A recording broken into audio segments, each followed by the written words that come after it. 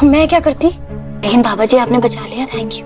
एक बात बता मन्नत, तू इतनी बड़ी हो गई है, अपनी माँ की बात नहीं मानेगी? नहीं माँ, ऐसी बात नहीं। ऐसा क्या? एक बार कह दिया ना मैंने, तू ये नौकरी नहीं करेगी तो नहीं करेगी बस।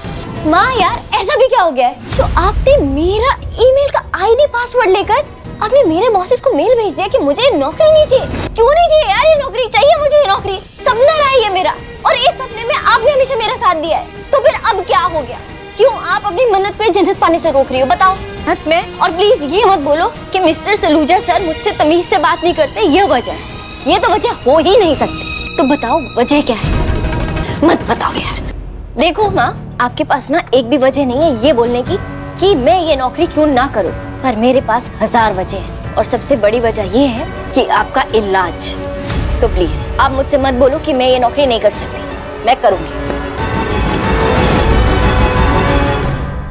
मन्नत के आने वाले एपिसोड में एक अलग ही ट्विस्ट देखने को मिलने वाला है। यहाँ पर मन्नत के सामने सच आ गया कि ऐश्वर्या उसकी असली माँ है। अब भाई जो श्रुति है वो बता देती है कि यहाँ पर ये जो लड़की है ना ऐश्वर्या, ये सोनिया नाम है इसका असली में, और ये तुम्हारी माँ थी। यहाँ पर भाई मन्नत को पहले तो समझ में नहीं आएगा कि ये क्या हो रहा है, क्योंकि यहाँ मन्नत अपनी अलग ही उसमें डूबी हुई है सपनों में कि भाई मुझे जॉब मिल गया है इतने बड़े रेस्टोरेंट में, और मैं अब खाना बनाने वाली हूँ, यहाँ पर शेफ का काम करूंगी और अपनी माँ का अच्छी तरह इलाज भी करा सकती हूँ। लेकिन जब उसके सामने ये सच आता है तो उसके होश उड़ जाते हैं। पहले तो यहाँ पर श्रुति सब कुछ सच बता देती है कि तुम्हें पता है ये तो इसका कोई स्टेटस ही नहीं था, यहाँ इसको कोई जानता नहीं था, और ये तुम्हें तो नदी में छोड़ के चली गई थी, मारने की कोशिश की थी, और अब तुम उसी के यहाँ कैसे जॉब करने वाली हो।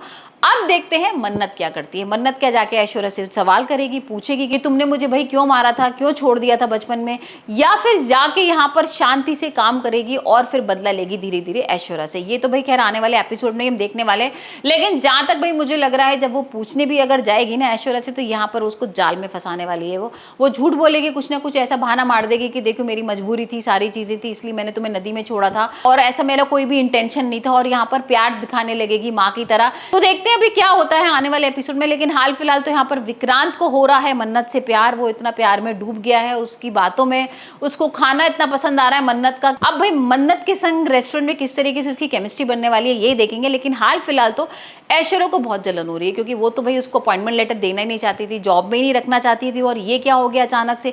यहाँ तो उसको मजबूरी में मलिका और विक्रांत की वजह से सारी चीजें करनी पड़ी हैं। तो अब देखते हैं यहाँ पर जब वो डिशेस वगैरह बनाएगी, खाना बनाएगी, तो यहाँ ऐश्वर्या किस तरीके से उसकी बेइज्जती करेगी।